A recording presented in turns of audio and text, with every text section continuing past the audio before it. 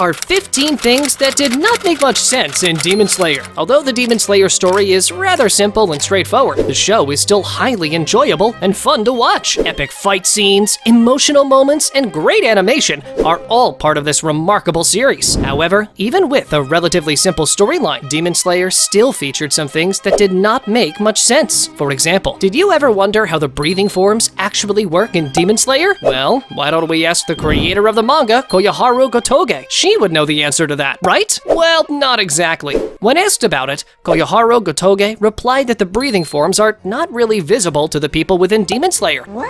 And the visual effects are added for entertainment purposes, as this makes the fights more visually appealing, and so that the viewers can know when breathing styles are being used. However, here's the problem with that. Rengoku literally blocks Akaza's air attacks by spreading a protective shield of flame breathing. If his breathing form did not have a materialistic form, then Rengoku would not be able to block these attacks. Also, are we really going to ignore the fact that Zenitsu turns into a literal lightning when fighting? Or the characteristic lightning sounds he makes when using his breathing forms? But you see, there are even more things that do not make sense based on this statement of Koyoharu Gotoge. When Demon Slayers fight, their range of attack reaches beyond the reach of their swords, meaning that their breathing forms do actually get a physical form. Also, when Giyu fought against Rui, he used water-breathing 11th form. See any issues here? He does not even move when Ruby's attacks are being neutralized. So again, his breathing form takes actual space, and it does not seem to be imaginary. But if we truly conclude that breathing forms do take a physical form, what is Mitsuri's love-breathing element then? But you see, that plot hole was not nearly as baffling as the next one. As we know, Muzan's one and only fear has always been Yoriichi Tsugikuni. This man managed to give the Demon King nightmares for centuries. You would think if anything ever resembled him, Muzan would quickly take care of it, right? Well, in the case of Tanjiro, when Muzan saw his earrings, instead of making it a top priority for all demons to kill him, he just leaves the matter hanging like it's no big deal. To be fair, he did send Akaza on Mugen Train to kill Tanjiro, but after he failed, we don't really see any major efforts to kill him, especially when taking into consideration that Muzan has access to everything almost all of his demons see, meaning he could easily locate Tanjiro if he wanted to. Plus, since this should have been a top priority for him, why didn't he send multiple demons, and not just Akaza, to take out Tanjiro? Given that this should have been a life or death situation for Muzan, he should have sent at least 2 or 3 strong demons to Mugen Train, which leads us to our next plot hole. Why don't demons fight together? I know,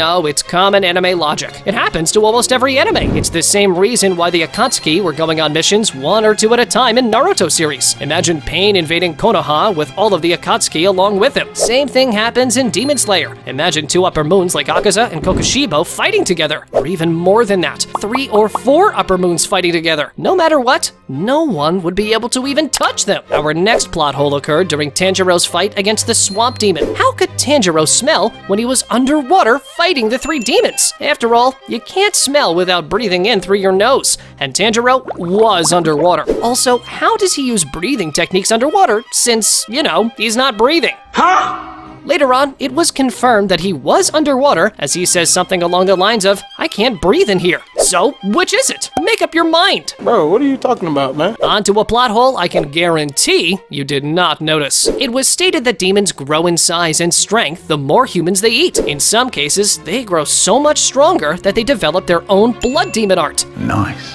However, many demons that occupy high positions, like Akaza being the Upper Moon 3, are not even that big. Akaza, for example, is 5'8", or 1.73 meters tall, which is an average or even below average human height. The Swamp Demon, on the other hand, was again around Tanjiro's height, but at the same time, he had his own blood demon art. But the Hand Demon, which is many times larger than that, does not. Before we continue, let us talk about today's sponsor. Factor brings you ready-made meals delivered right at your doorstep. Let's suppose that you're in the middle of an anime marathon and you don't feel like cooking. That's where Factor comes in. No need to meal prep, do the dishes, or eat unhealthy fast food. Whether you follow a strict diet to build a body like Goku, or you follow a special diet like keto, calorie smart, vegan, or vegetarian, Factor is the answer. What I love most about Factor is that it combines taste, a healthy diet, and it also saves me time. So don't wait. Use my link or go to go.factor75.com and use code FACTOR SE36418 for 50% off your first box.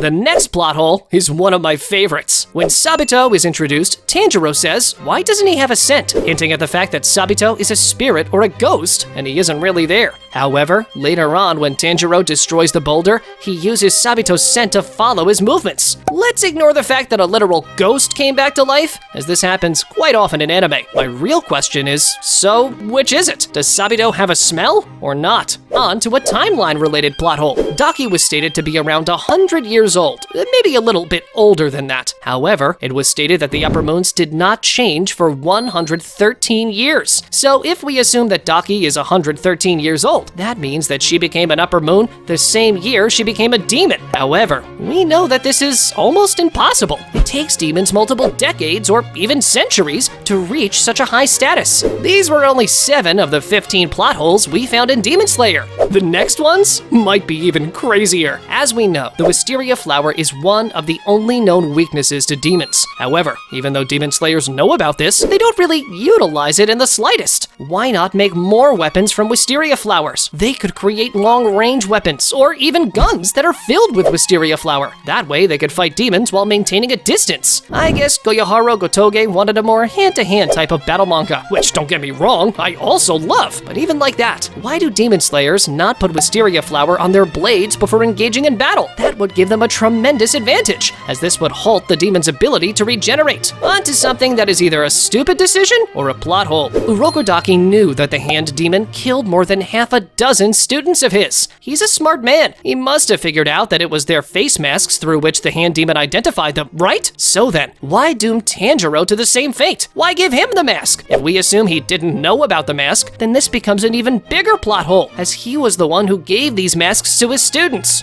For the next plot hole, let's go back to the very first episode of the series. It's rewind time. Why did Muzan kill Tanjiro's family? It was an early theory that Muzan found out about the Hinokami Kagura and decided to eliminate the family. But if that were true, why leave Nezuko alive? On the other hand, if Muzan did not know about the Hinokami Kagura, how did he find the Kamado residence? Even if he randomly found a normal family in the middle of the forest, why did Muzan go to all that trouble to kill specifically this family in the middle of nowhere? This next point is more of a small detail rather than a plot hole. When Nezuko attacks Daki and cuts her leg, we see that when Daki regrows her leg, her clothes regrow along with her lost limb. I mean, this is kind of understandable from a producer's point of view, because otherwise the show would be filled with unnecessary nudity whenever there was a fight. But still, a small detail worth mentioning. The next thing which made us wonder is, why does Nezuko never talk? We can understand that this might be a bit more of a symbolic thing, in the sense that when she holds her silence, this creates spiritual growth, self-control, and inner peace. Inner peace.